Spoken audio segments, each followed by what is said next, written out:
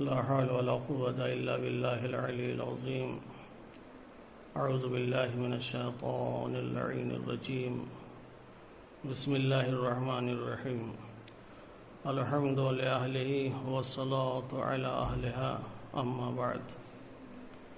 ماہ رمضان خداوند عالم کا بہت ہی بابرکت اور باعظمت مہینہ ہے.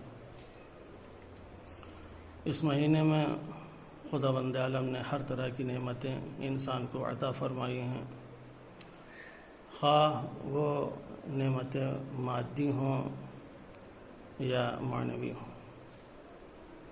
چونکہ انسان کو دونوں طرح کی نعمتوں کی ضرورت ہے، مادی نعمتوں کے لیے بھی اور معنوی نعمتوں کی بھی ضرورت ہے. اس لیے انسان جسم اور روح کا مجموعہ ہے. جسم کو اگر مادی نعمتیں چاہیے تو روح کو معنوی نعمتیں چاہیے. انسان جہاں مادی نعمتیں حاصل کرتا ہے وہیں اس مہینے میں اسے معنوی نعمتوں کو بھی حاصل کرنے کی کوشش کرنا چاہیے.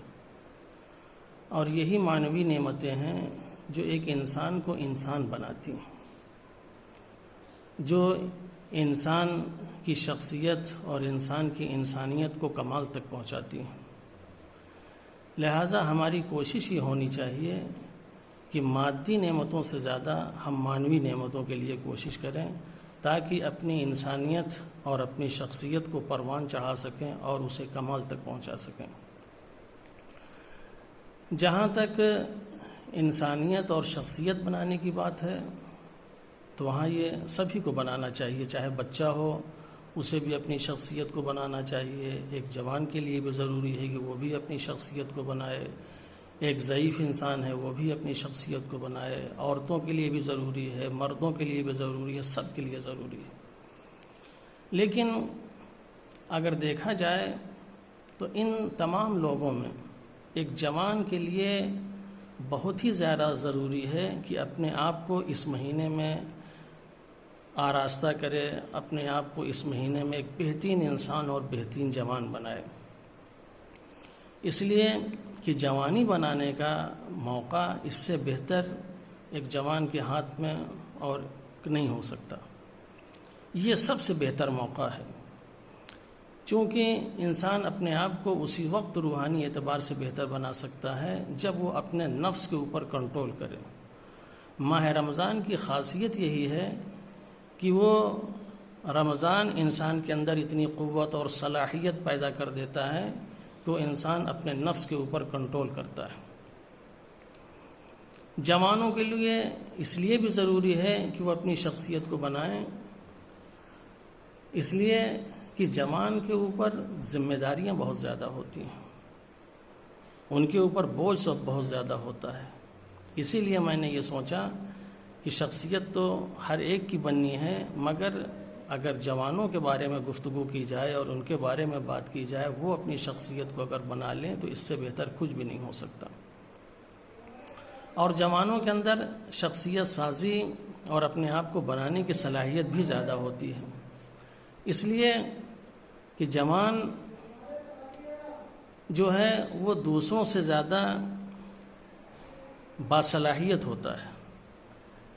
پیغمبر اسلام حضرت محمد مصطفیٰ صلی اللہ علیہ وآلہ وسلم فرماتے ہیں، قلب الشاب ارق من قلب الشیخ. جوانوں کے دل بوڑھوں سے زیادہ نرم ہوتے ہیں. یعنی جتنا نرم اور نازک دل ایک جوان کو ہوتا ہے اتنا کسی اور کا نہیں ہوتا. لہٰذا جب یہ دل ان کے نرم ہوتے ہیں، نازک ہوتے ہیں، تو ان کے اندر صلاحیتوں کے قبول کرنے کی گنجائش بھی زیادہ ہوتی ہے.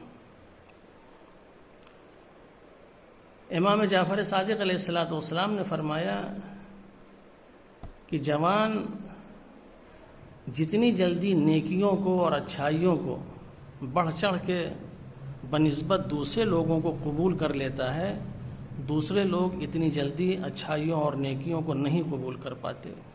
اس کی وجہ یہی ہے کہ ان کے دل نرم ہوتے ہیں، ان کے دل نازک ہوتے ہیں. حکیم سقراط سے کسی نے پوچھا کہ آپ یہ بتائیے کہ جوانوں کے ساتھ آپ زیادہ اٹھتے بیٹھتے کیوں ہیں؟ جوانوں کے ساتھ آپ کی نشست و برخاست اتنی زیادہ کیوں ہے؟ تو حکیم سقراط نے جواب دیا کہ جوانوں کے ساتھ ہماری نشست و برخاست اس لیے زیادہ ہے، ہم اس لیے ان کے ساتھ زیادہ اٹھتے بیٹھتے ہیں، اس لیے جوان بہت نرم و نازک ہوتے ہیں، اور نرم و نازک ٹہنی اور نرم و نازک تر و تازہ ڈال کو جتنی جلدی انسان موڑ سکتا ہے اتنی جلدی خشک اور سوکھی ہوئی ڈالوں کو انسان نہیں موڑ سکتا۔